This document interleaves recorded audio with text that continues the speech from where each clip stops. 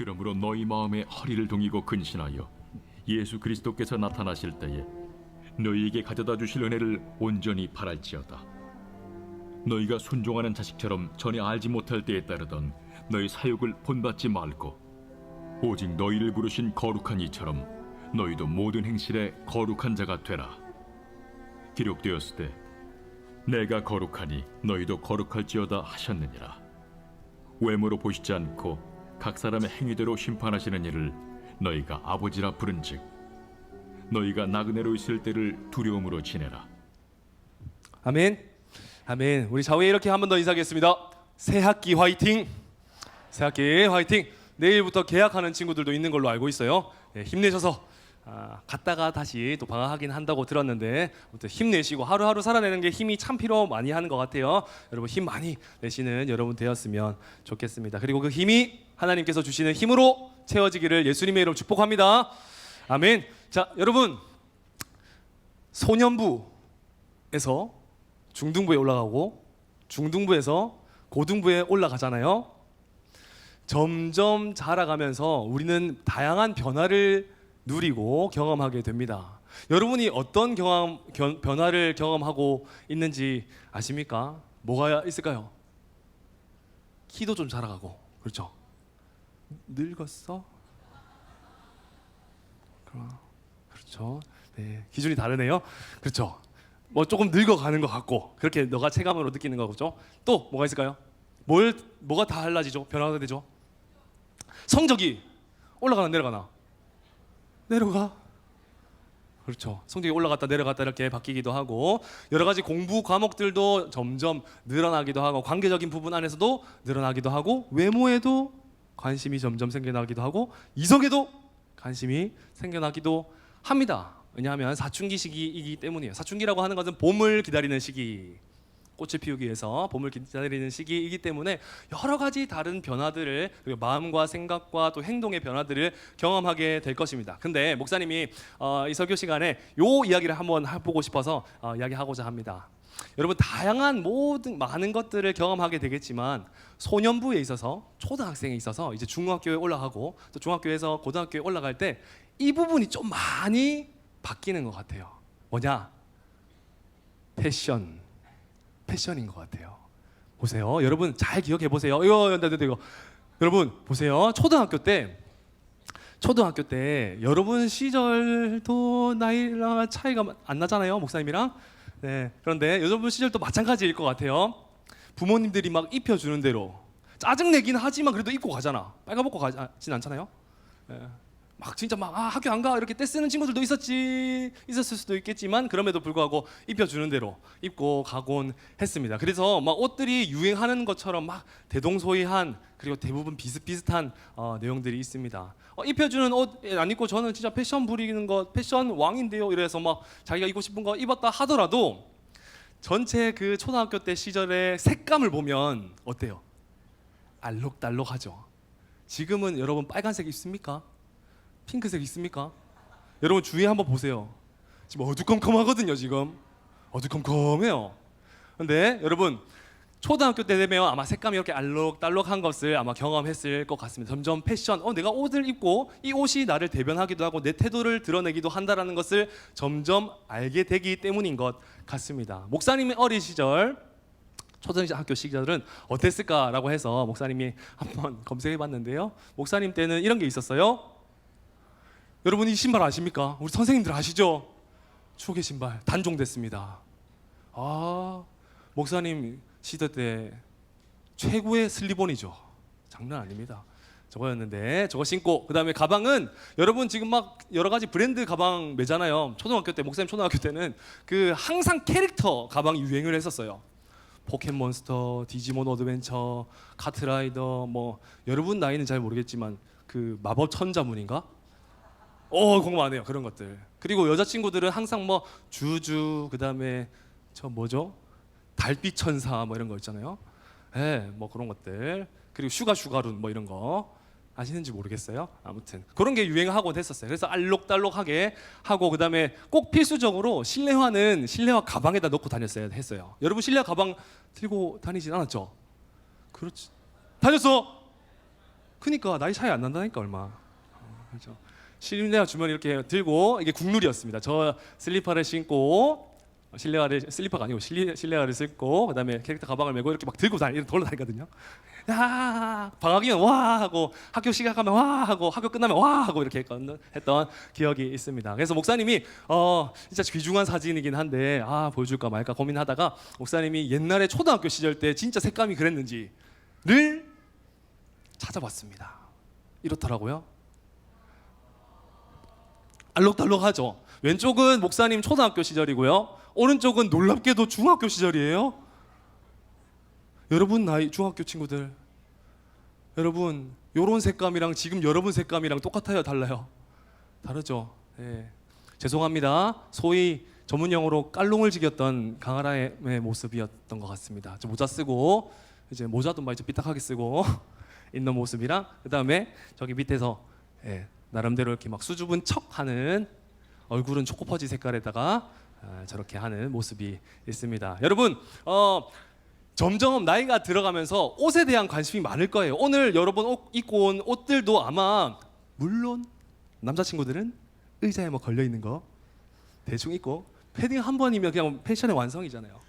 그렇긴 하지만 우리 또 섬세한 우리 여자친구들 또 섬세한 우리 남자친구들 같은 경우는 이거 입었다가 저거 입었다가 이게 포인트였다가 이게 포인트가 아니었다가 이 신발을 신을까 저 신발을 신을까 추워도 이게 멋이다 해서 이렇게 춥게 오기도 하고 그렇게 하는 경험들이 아마 한 번씩은 다 있을 것 같습니다. 오늘날 살아가는 우리들에게 옷이라고 하는 것은 굉장히 더 중요한 것 같아요. 왜냐하면 패션이라고 하는 것은 뭐 나의 태도와 생각과 드러내는 이렇게 입으면 기분이 모르군요. 이렇게 입으면 기분이 좋거든요. 이거 모르세요?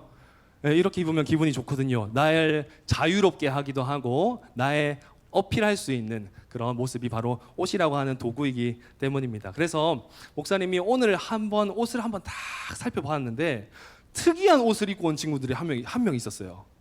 우리 권해찬 일어나 보세요. 검은 색깔에다가 중간에 동글동글 왕감자가 하나 있습니다. 그래서 앉아도 돼요. 고마워요. 왕감자 입은 이유가 뭐야? 너도 나름대로 철학이 있어 라고 하니까 뭐라는지 알아요?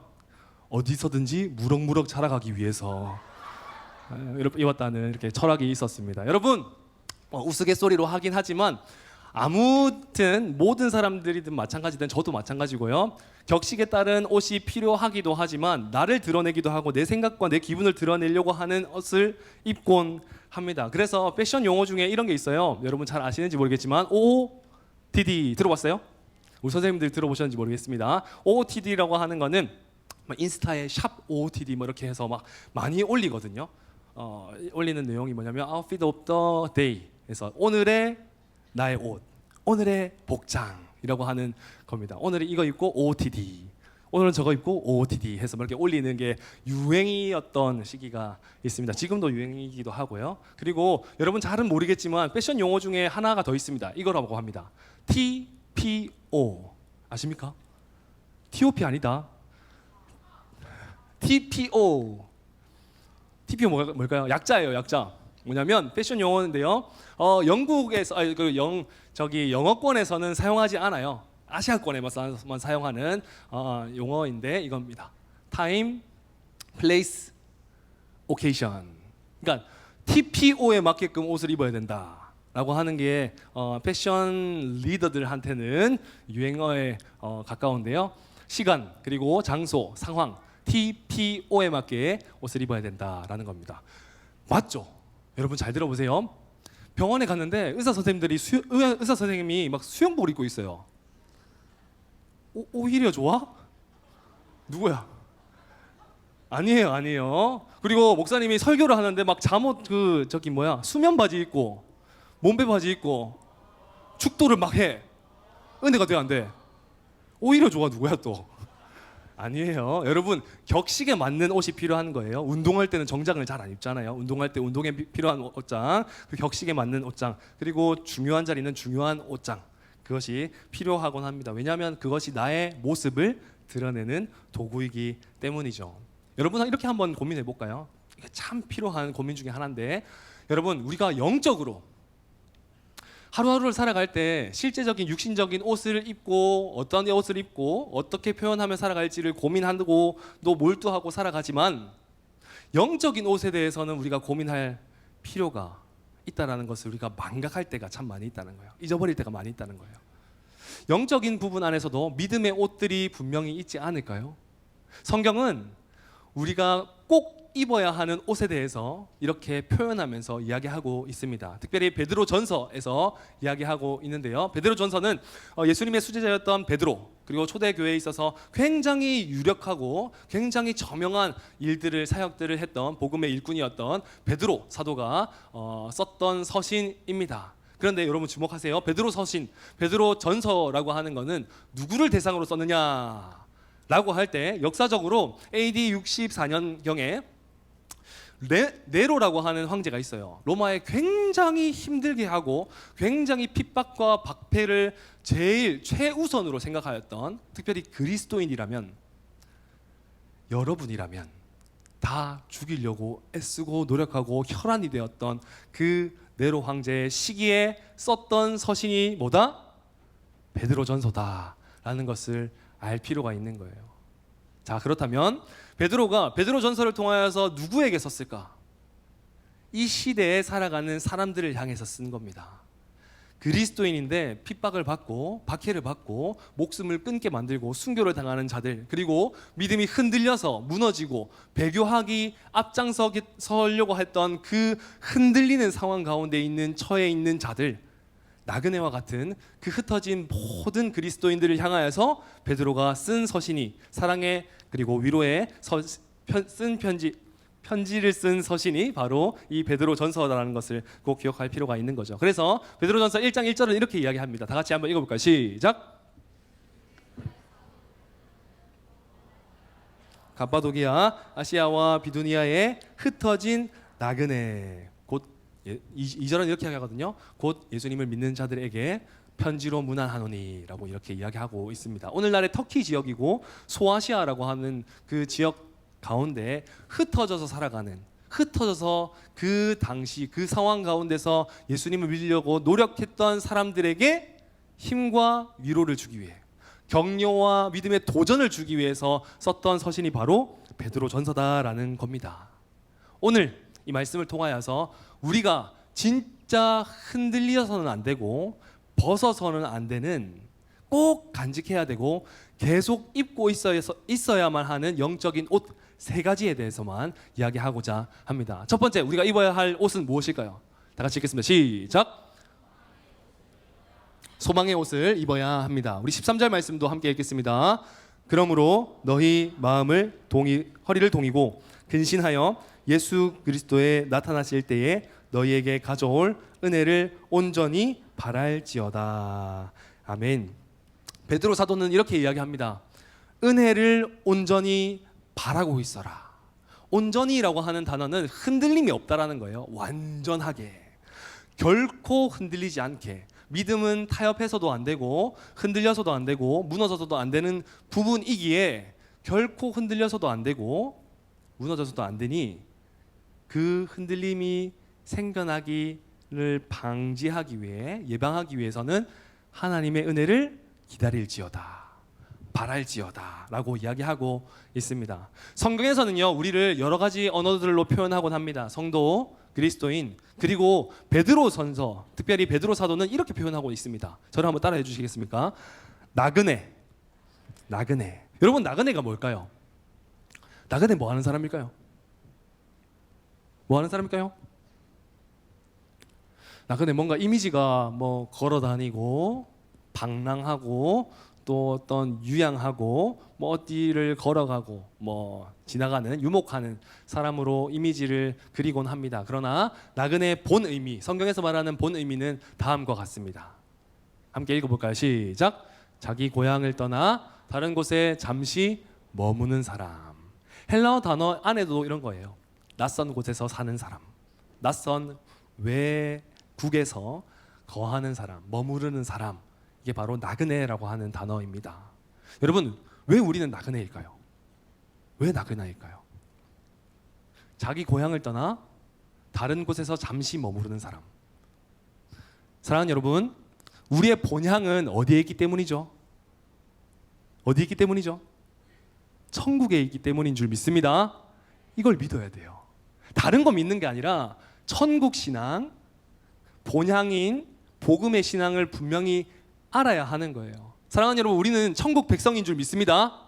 너무 자격이 없고 하나님 앞에서 부끄럽고 연약하지만 하나님께서 우리를 너무 사랑하셔서 천국 백성으로 삼아 주신 줄 믿습니다. 그러니 우리에게 있어야 할 것은 하나님을 소망하는 거죠. 아까 PPT 한번 틀어주시겠습니까?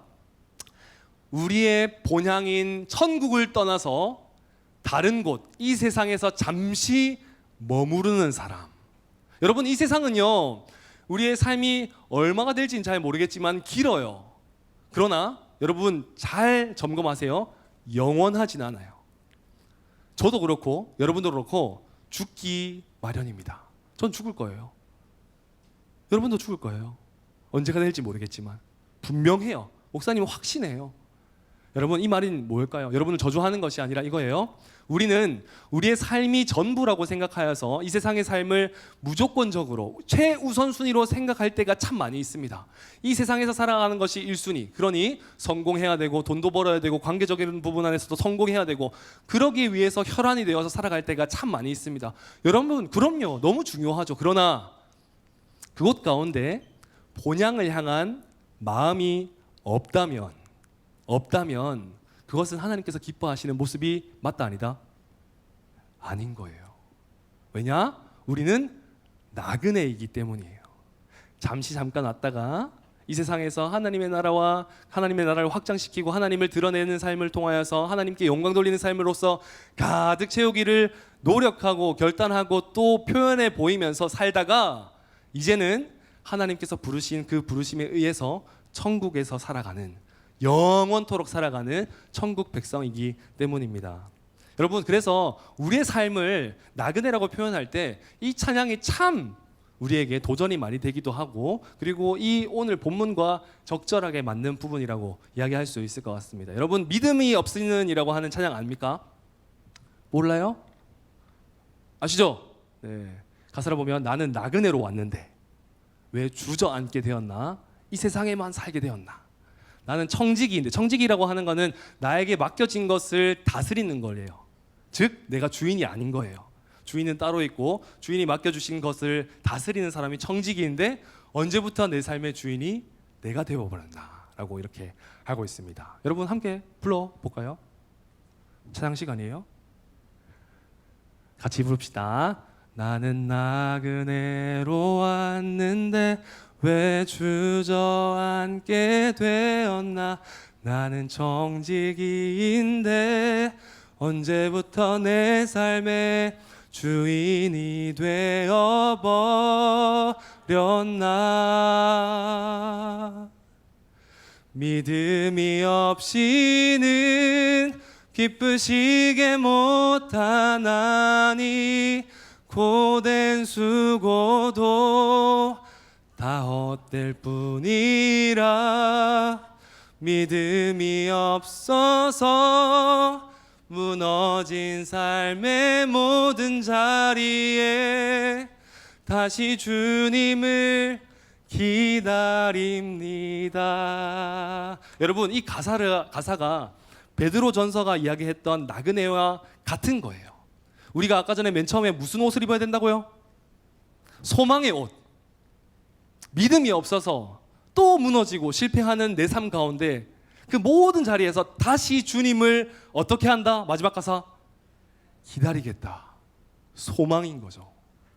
나그네로 왔는데 왜 주저앉게 되었고, 청지기로 왔는데 왜 내 삶의 주인이 내가 되었나? 라고 한탄하면서 이제는 믿음이 없이는 하나님을 기쁘시게 하지 못하니 내가 믿음을 가지고 주님을 기다리겠습니다. 오늘도 주님을 소망하겠습니다. 라고 이야기하는 겁니다. 여러분, 예수님을 믿는 사람으로 살아가는 것 쉽습니까? 어렵습니까?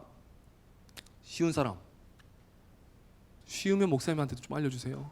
저도 힘들어요. 어려워요. 여러분 진짜 어려워요. 왜냐? 세상에 살아가면서 세상과 다른 삶을 살아가야 하기 때문입니다. 우리는 세상에 살아가면서 세상과는 다른 삶을 살아가야 하기 때문에 어려울 수밖에 없어요. 야, 예수님 믿는 사람인데 그거 하면 안 되잖아. 예수님 믿는데 그거 해도 돼? 라고 하는 소리가 우리에게 선한 양심으로서 계속 소리치기도 할 뿐더러, 그리고 실패하고 그리고 넘어지고 또 실수를 반복할 때면 내 마음 가운데 흔들리는 문제가 생겨나기 때문이죠. 여러분, 그러나 여러분 분별해서 들으시기 바랍니다. 나그네에게 있어서 흔들리지 않는 요소가 있습니다. 그것은 바로 소망이에요. 아, 나 고향 있어. 여기 지금 잠깐 살지만 지금 힘들고 어렵지만 내가 당하는 고통과 고난이 너무나도 나를 힘들게 만들지만 그럼에도 불구하고 나는 돌아갈 땅이 있어 라고 하는 소망이 있기 때문에 살아갈 힘이 있는 거죠. 마찬가지, 이 세상의 삶이 여러분 어쩌면 여러분을 힘들게 만들 수도 있어요. 이 시대처럼 우리가 믿음을 가지고 예수님을 신앙할 때 박해를 받거나 핍박을 받지는 않지만, 그 정도의 강도로서 우리가 힘듦을 경험하지는 않지만, 우리가 믿음을 갖지 못하게 만드는, 우리로 하여금 믿음을 갖지 못하게 만드는 여러 가지 방해 요소들, 박해하는 요소들이 생겨나기 마련이에요. 그러나 여러분, 절대 흔들릴 필요가 있다 없다? 없다. 왜? 우리에겐 무슨 옷이 있기 때문에? 소망의 옷이 있기 때문인 줄 믿습니다. 우리는 하나님이 계시는 거예요. 하나님 나라의 백성이기 때문인 거죠. 이 시대를 열심히 살아낸다면 하나님께서 하나님 나라에서 하나님과 함께 거하게 하여 주실 줄 믿기 때문인 거죠. 그러니 여러분, 우리가 불안한 마음과 또 어려운 마음이 생겨날 때마다 불안할 필요가 전혀 없는 거예요. 내 앞에 문제들이 너무나도 커 보이기 때문에 낙심하고 낙망할 때가 참 많이 있지만, 그럼에도 불구하고 낙망하고 낙심할 때가 필요가 없다라는 겁니다. 왜냐? 그 문제보다 더욱더 크신, 그 문제를 해결할 수 있는 능력과 힘을 가지신 하나님이 우리와 함께 하시기 때문인 줄 믿습니다. 그 하나님이 우리의 아버지이기 때문이죠. 그리고 하나님 나라에 살게 되는 우리가 하나님 나라의 천국 백성이기 때문인 줄 믿습니다. 이 땅의 삶이 망하고 실패해도 상관없어요. 그러나 그 망하고 실패하는 공간 안에, 그 시간 안에는 하나님을 향한 마음이 가득 차 있어야 돼요. 반면에 이 땅에서 성공한다 한들, 아무리 높아 보인다 한들, 그 안에 하나님으로 인한 가득 찬 마음이 없다라고 한다면 세상에서 할 수 있다고 칭찬받을 수 있는 사람이 될지는 모르나, 그러나 하나님께서 기뻐하시지 못하는, 믿음이 없기 때문에 기쁘시게 하지 못하는 인생이 될 수밖에 없다라는 것을 꼭 기억하시기 바랍니다. 여러분, 목사님이 여러분 인스타 많이 하잖아요. 그래서 우리 힙보이 저기 현성이한테 우리 유행하면 민감하고 옷도 잘 입는 현성이 됐노? 현성아? 네, 현성이한테 물어봤어요. 요새 유행하는 밈이 뭐야? 요새 인스타에 유행하는 밈이 뭐야? 하니까 저한테 이렇게 알려주더라고요. 목사님, 손을 그냥 꽂고 있으면 돼요. 손을 꽂고 이렇게 인자하게 이렇게만 하면 된대요. 뭔가 해서 찾아봤더니 칠가이라고 하더라고요. 이런 노래가 나오고 칠가이가 나와요. 소리 한번 들어주세요. 소리 나오나요? 우리 선생님들 뭐 하는지 모르겠죠? 이게 유행이에요. 그냥 저렇게 저 표정 가지고 이렇게 가만히 서 있는 거예요. 네, 저런 거예요. 네, 칠, 차갑다, 편안하다. 가이, 남자, 사람이라고 하는 건데, 그러니까 편안한 사람, 흔들리지 않는 사람, 요동하지 않는 사람, 이게 밈이라고 합니다. 유행이라고 합니다. 여러분, 집에서 한번 해보세요.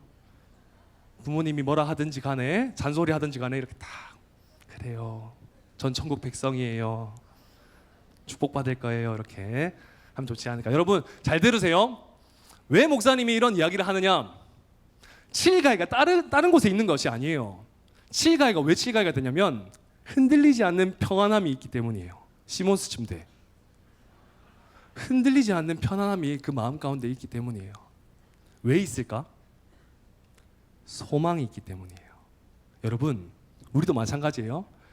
여러 가지 일들 경험하게 되고, 여기서 이런 일들 저런 일들 일어나게 되더라도 낙관적이고 낙천적인 것을 의미하는 것이 아니지만 하나님께서 계시기 때문에, 나는 천국 백성이기 때문에 괜찮아. 세상에 어떤 시험이 와도, 그리고 세상에 어떤 유혹이 와도 나는 절대로 뒤돌아서지 않아. 흔들리거나 요동하지 않아. 왜냐? 나와 함께 계시는 하나님이 계시기 때문이야. 나는 소망의 옷을 입었기 때문이야 라는 것이 여러분 가운데 있어야 한다라는 것을 꼭 기억하시기 바랍니다. 한 번 더 이야기합니다. 이거는 낙천적이고 낙관적인 것이 아니에요. 하나님 함께 하니까 뭐 대충 괜찮네 나 몰라라 하는 게 아니라 하나님을 향한 믿음이 온전하게 서 있을 때 여러 가지 문제를 해결해 나가고 해석해 나갈 수 있는 힘이 있어야 한다라는 것을 목사님이 이야기하고 싶은 겁니다. 그러니 사랑하는 여러분, 아까 PPT 한번 들어주시겠습니까? 여러분, 그러니 진짜 7 크리스천이 되기를 예수님의 이름으로 축복합니다. 편안한 소망이 가득 넘치는 소망의 옷을 입고 예배할 때도 흔들림 없고 기도할 때도 흔들림 없고 그리고 찬양할 때도 흔들림 없고 여러분의 모든 인생 가운데 하나님을 향한 믿음이 흔들림 없는 7가위가 되기를 예수님의 이름으로 축복합니다. 아멘. 두 번째 어떤 옷을 입어야 할까요? 넘겨주세요. 다 같이 읽겠습니다. 시작. 네, 베드로전서 1장 14절 그리고 15절 말씀인데요. 다 같이 한 번 더 읽겠습니다. 시작. 너희가 순종하는 자식처럼 이전 알지 못한 때에 쫓던 너의 사욕을 본받지 말고 오직 너희를 부르신 거룩한 자처럼 너희도 모든 행실에 거룩한 자가 되라. 아멘. 성경은 우리에게 이렇게 용기 내어서 이야기하고 있습니다. 그리고 단호하게 이야기하고 있죠. 여러분은 거룩해야 됩니다. 우리는 반드시 거룩한 자여야만 합니다 라고 이야기하고 있습니다. 그럼 거룩이 뭔지 알아야 될 거 아니에요. 여러분, 거룩이 뭘까요? 거룩이 뭘까요? 구별, 맞아요. 거룩이라고 하는 헬라어는 하기오스라고 하는 단어입니다. 놀랍게도 여러분, 우리를 성도라고 하잖아요. 성도가 바로 하기오스의 복수형 하기오이라고 하는 거예요. 거룩한 사람들, 구별된 사람들, 이게 바로 성도인 겁니다. 거룩할 성을 써서 그렇기도 합니다. 그러나 거룩하다라고 하는 것은 본질적으로 그리고 단편적인 의미로는 이런 게 있어요. 자르다, 자르고 분리되고 그리고 아까 하던 친구가 이야기한 것처럼 구별되는 것을 의미해요. 구별되라고 하는 것은 참 어려운 말이긴 하지만 이런 거예요. 쉽게 이야기하자면, 한마디로 표현하자면 거룩은 이런 거예요. 여러분 마음 가운데 잘 새기시기를 축복합니다. 우리는 거룩해야 되고 거룩의 옷을 입어야 한다면 이런 삶을 살면 되는 거예요. 다 같이 읽겠습니다. 시작. 여러분, 이런 거예요. 세상에 우리가 살아가지만 세상의 기준이 아니라 하나님의 기준으로 살아가는 것. 세상이 기뻐하는 삶을 살아가는 것이 아니라 내 이름을 자랑하는 것이 아니라 하나님께서 이렇게 하면 기뻐하시겠다. 아까 1부 때 조진 목사님께서 말씀하신 것처럼 우리에게 명령하신 그 율법, 하나님 사랑, 이웃 사랑, 하나님께서 기준이 되는 삶, 다른 어떠한 말씀과 어떠한 언어가 기준이 되는 삶이 되는 것이 아니라 하나님의 말씀, 살아있고 운동력 있고 우리를 활력 있게 만들어서 다시 한번 살아 숨쉬게 만드는, 영원한 생명 가운데 거하게 만드는 그 살아있는 말씀으로 기준 삶은 삶, 그게 바로 거룩이라는 것을 꼭 기억할 필요가 있다라는 것이죠. 마틴 로이드 존스 목사님은 이렇게 이야기했습니다. 다 같이 한번 읽어볼까요? 시작.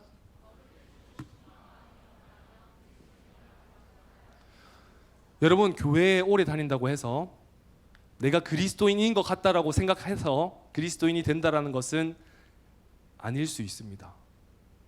목사님이 위험한 발언을 하는 것이 아니라, 왜냐하면 그리스도인에게 연결지어야 되고 빼놓을 수 없는 부분이 바로 거룩함이기 때문이에요. 거룩.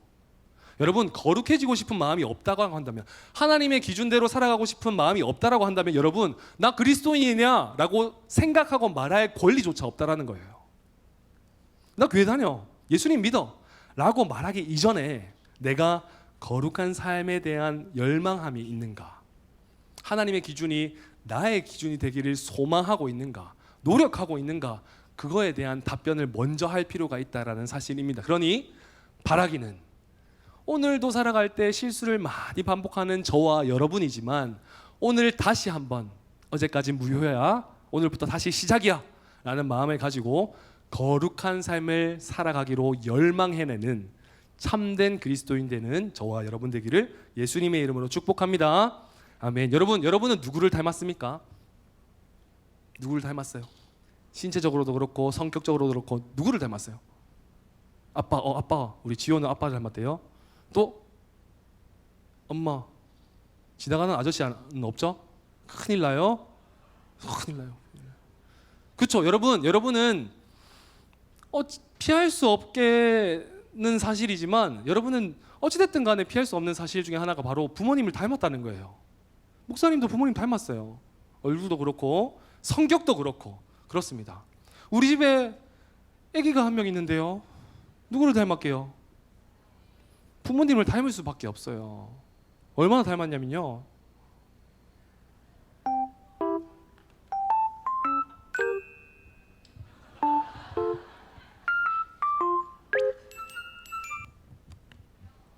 네, 오른쪽이 하람이고 왼쪽이 하온이었습니다. 네, 목사님 아들인데요. 목사님과 똑같이 생겼어요. 점점 이렇게 자라가면서 목사님을 계속 닮아오고 있어서 큰일입니다. 큰일인데 아무튼 많이 닮아가고 있습니다. 그리고 성격도 아마 닮지 않을까요? 왜냐하면 교육도 하는 부분이 있기 때문에. 그리고 목사님 이거 비밀인데요. 이거 비밀인데 목사님 여러분 엉덩이 코라고 아세요? 모르죠? 네. 우리 잘생긴 연예인을 이야기하지. 박보검 또 누구더라?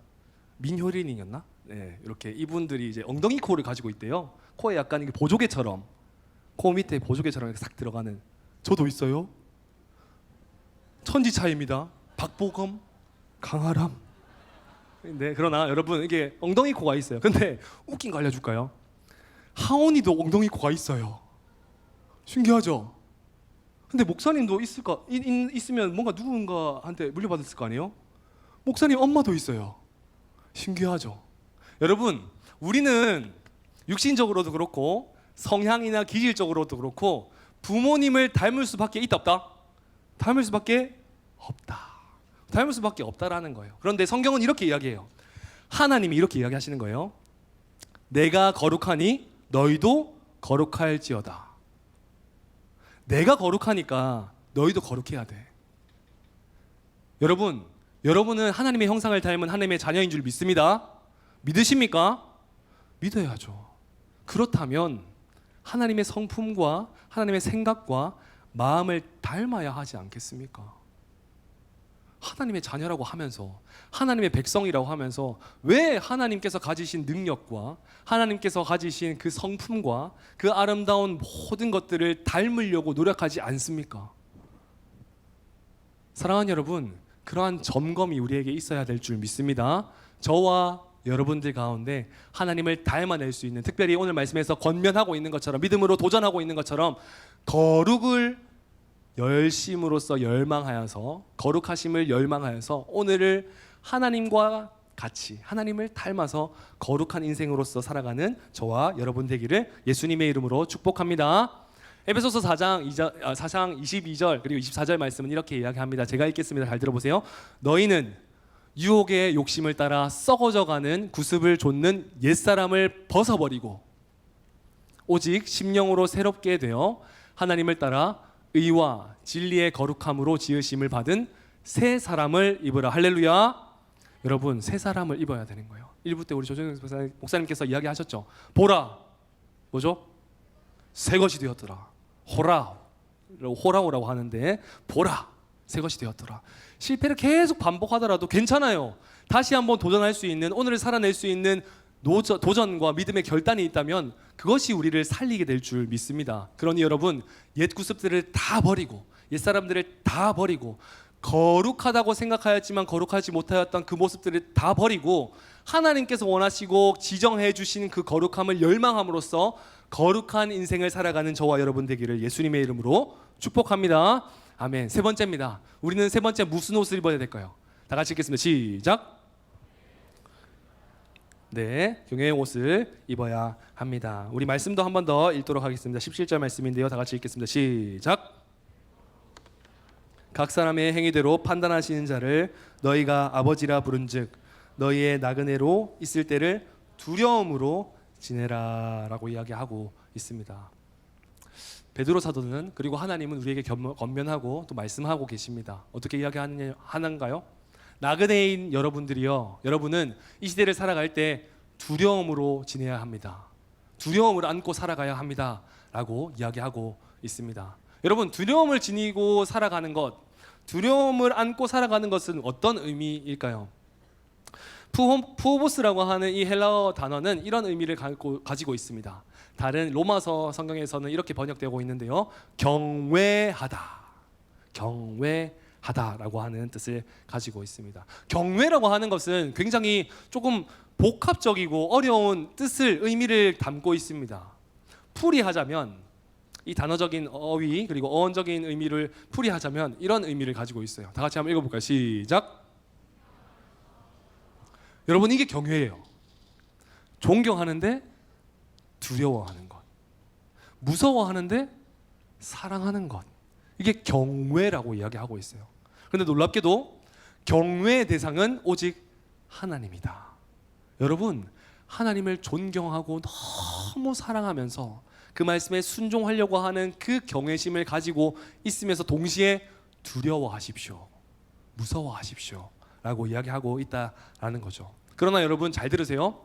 경외라고 하는 단어의 뒷부분만 몰입하여서 집중하여서 생각하다 보면 하나님이 그저 무서운 분으로 생각할 때가 종종 있습니다. 무서워, 내가 또 실수했네, 하나님 앞에 벌 받는 거 아닌가, 나 지옥 가는 거 아닌가, 하나님께서 나를 구원하시지 않으면 어떡하지, 하나님은 무서운 분이잖아, 공의의 하나님이시잖아, 죄를 싫어하는 분이시잖아 라고 생각해서 무서워할 때가 종종 있습니다. 그러나 여러분 잘 들으세요. 우리는 그런 것을 무서워해야 되는 것이 아니라 하나님과 나와의 거리가 멀어지는 것을 무서워해야 돼요.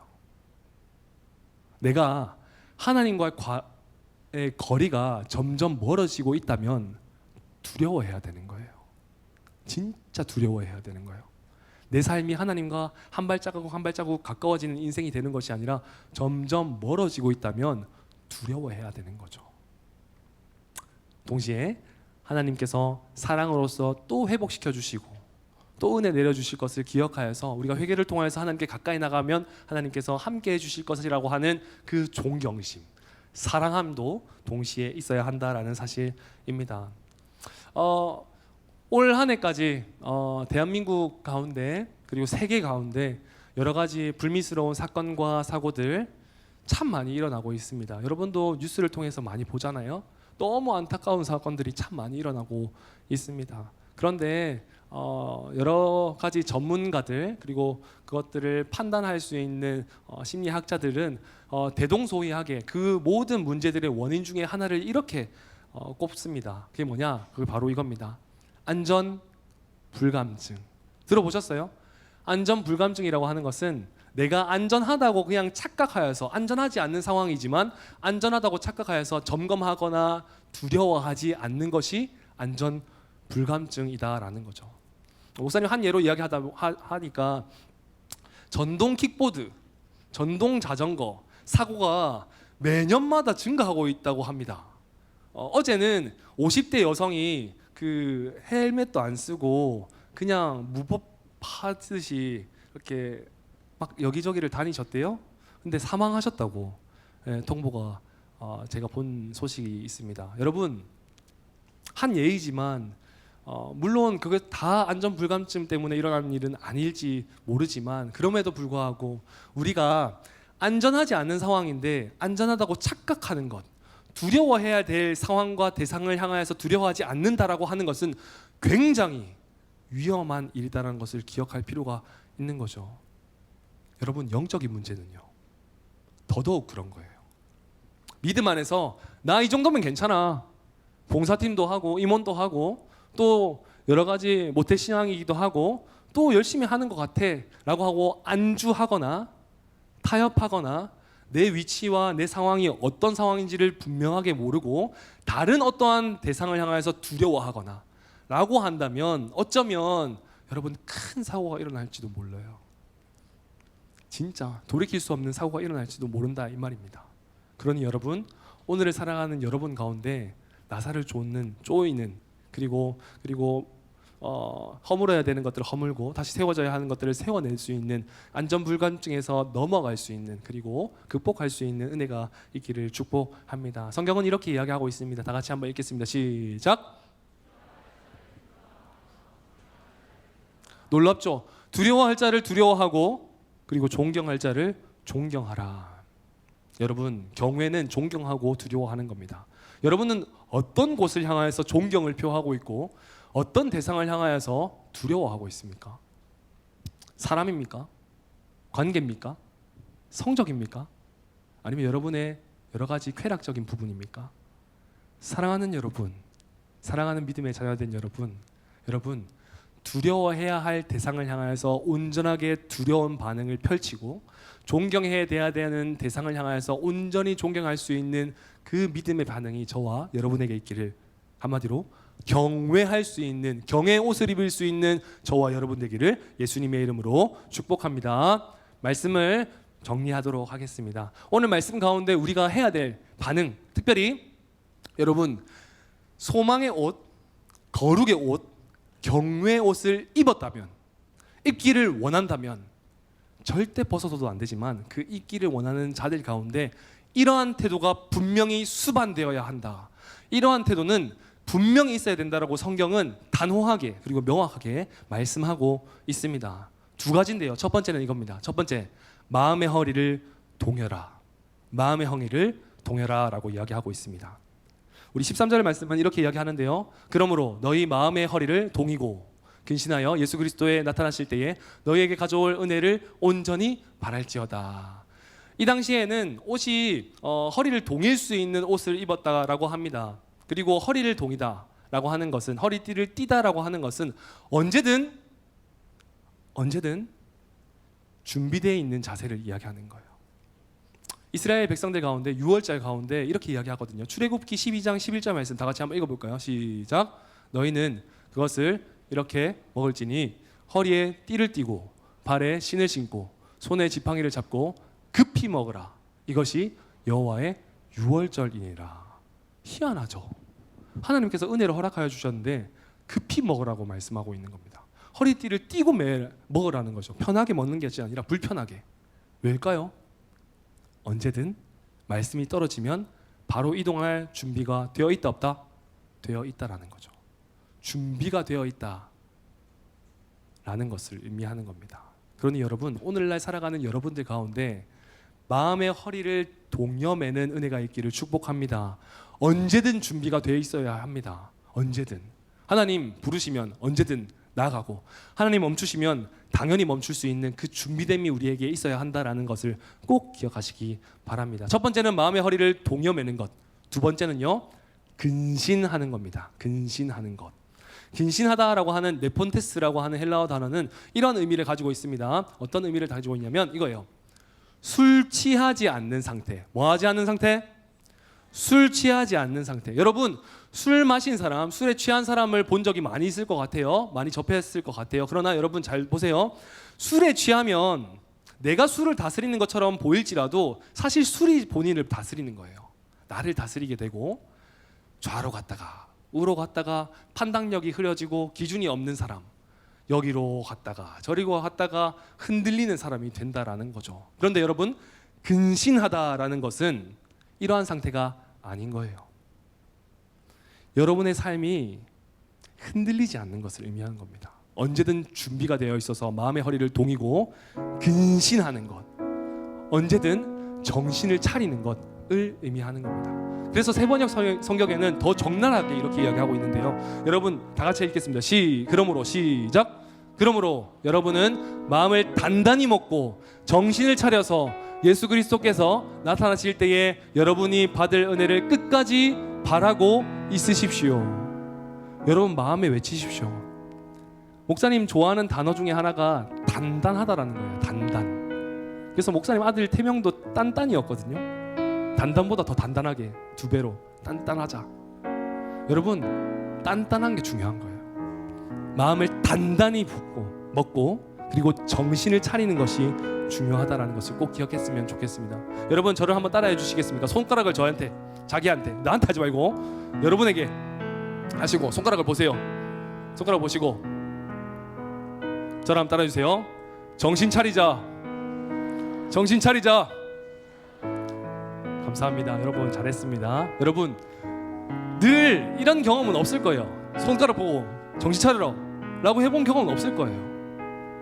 누군가 야 정신 좀 차려라, 야야야 제대로 해라, 너 좀 잘해라 라고만 했지 내가 정신 차려야 되는 것에 대해서 결단하기는 참 쉽지 않았을 것 같습니다. 그러나 여러분, 오늘 말씀을 통해서 믿음으로 결단합니다. 사랑하는 여러분, 마음을 단단히 먹고 마음의 허기를 단단하게 조여매고 동여매셔서 정말로 근신하는 삶, 정신을 차리는 삶 되시기를 예수님의 이름으로 축복합니다. 새해 동안 여러분이 계획 품으셨던 것들 많이 있을 줄 압니다. 그러나 여러분, 잘 안 되고 있는 것도 알아요. 저도 그런데요 뭐.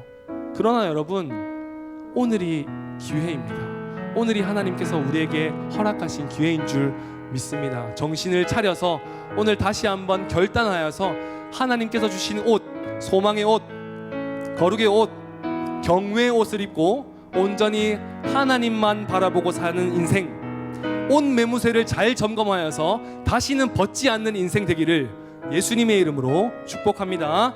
아멘.